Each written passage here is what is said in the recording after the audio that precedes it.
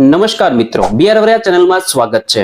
મિત્રો, વર્ષ 2024 ની સરકારી માધ્યમિક, સરકારી ઉચ્ચતર, ગ્રાન્ટેડ માધ્યમિક અને ગ્રાન્ટેડ ઉચ્ચતર માધ્યમિકની ભરતી પ્રક્રિયા અંતર્ગત છે એ આજ રોજ સરકારી ઉચ્ચતર માધ્યમિક શાળાઓની અંદર છે એ વેટિંગ જે અગાઉ આવેલું હતું એ વેટિંગ માટેના છે એ શાળા પસંદગીની પ્રોસેસ આજના દિવસથી શરૂ થઈ ગઈ છે. વિગતવાર માહિતી તમને છે આ વિડીયોમાં આપવાનું છું, છેલ્લે સુધી વિડીયોને ખાસ જોજો. તો મિત્રો, આપણને બધાને જ ખ્યાલ છે મુજબ છે એ સરકારી ઉચ્ચતર માધ્યમિકની ભરતી છે ઘણા સમય પહેલા, એટલે કે 3, 4 કે 5, 6 મહિના તો કમસે કમ થઈ ગયા છે, પૂરી થઈ ગઈ છે 4, 5 મહિના પહેલા. હવે એ ભરતી પૂરી થયા બાદ છે વેટિંગ લિસ્ટ પણ છે 9મા મહિના આસપાસ છે આપવામાં આવેલું હતું. હવે આ વેટિંગ લિસ્ટ આવ્યા બાદ છે જે મર્યાદિત શાળા પસંદગી હતી કરેલી, એવા ઉમેદવારો રિજેક્ટ થયા હતા અને એને કારણે છે જે કેસ થયો હતો અને કેસને કારણે એ કેસ જીતી ગયા અને જેથી ભરતી બોર્ડ દ્વારા છે એ નિર્ણય એવો કરવામાં આવેલો કે જે ઉમેદવારો મર્યાદિત શાળાને કારણે છે ભરતીમાંથી બાકાત થયા હતા, જે સિચ્યુએશન બની હતી, એવા ઉમેદવારોને છે ફરીવાર એક પસંદગીની તક આપવામાં આવે.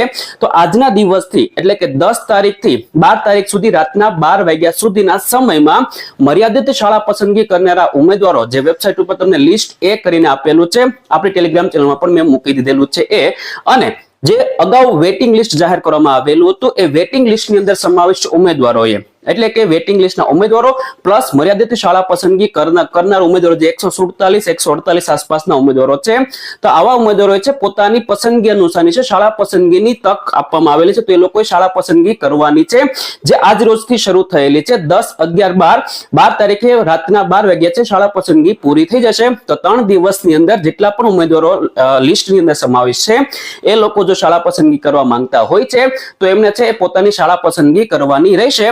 અને શાળા પસંદગી માટેની પ્રોસેસ તો સિમ્પલ આપણે બધાને જ ખબર છે એ મુજબ કે GSERC ની વેબસાઇટ ઉપર તમે જશો, ત્યાં હાયર સેકન્ડરી ગવર્નમેન્ટનું જે ટેબ આપેલ છે એના ઉપર ક્લિક કરશો, તમને નીચે એક એપ્લાય કરીને ઓપ્શન આપેલો હશે, apply four higher secondary government, એના ઉપર ક્લિક કરીને તમારે જે ક્રેડેન્શિયલ છે, તમારી મતલબ જે લોગિન માટેની ડિટેલ છે એ લોગિન ડિટેલ નાખી તમારે લોગિન કરવાનું છે.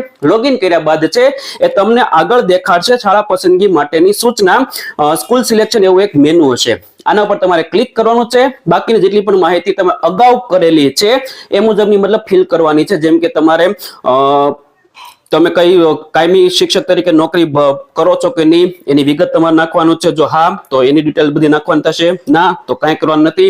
તમે સરકારી ઉચ્ચતર માધ્યમિક સિવાય કોઈ અન્ય માટે ભરતી માટે એપ્લાય કરેલું છે તો હા કરીને એને તમારે ફોર્મ નંબર નાખવાનો થશે. ત્યારબાદ તમને વિકલ્પ પૂછવામાં આવશે કે તમે તમારી કેટેગરી સાથે છે શાળા પસંદગી કરવા માંગો છો અથવા તો કેટેગરીનો હક જતો કરવા માંગો છો વગેરે એ ટાઈપનું ઓપ્શન આવશે.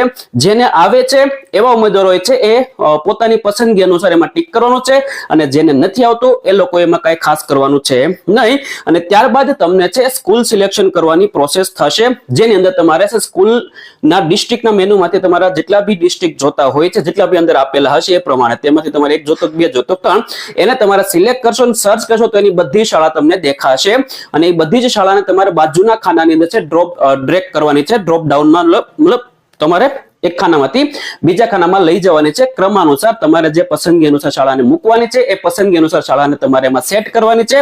સેટ કર્યા બાદ તમારે સેવ આપવાનું છે. નીચે એક તમને કન્ફર્મેશનનું બોક્સ હશે, આ કન્ફર્મેશનના બોક્સ ઉપર તમારે ટિક માર્ક કરવાનું છે. ત્યારબાદ સેવ એન્ડ કન્ફર્મ ઉપર ટિક કર્યા બાદ તમારા મોબાઈલ ઉપર એક ઓટીપી આવશે. આ ઓટીપી તમે નાખશો એટલે તમે પસંદ કરેલી શાળા જે છે એ ફાઇનલ થઈ જશે. પછી એમાં કોઈ ફેરફાર થશે નહીં. હા, ફેરફાર કરવો હોય તો સેવ કરતા પહેલાનો બધા સમયમાં તમે છે ફેરફાર કરી શકશો, એટલે કે ઉપર નીચે કરી શકશો, જિલ્લાને ચેન્જ કરી શકશો વગેરે. આ બધી વસ્તુ પહેલા કરી શકશો.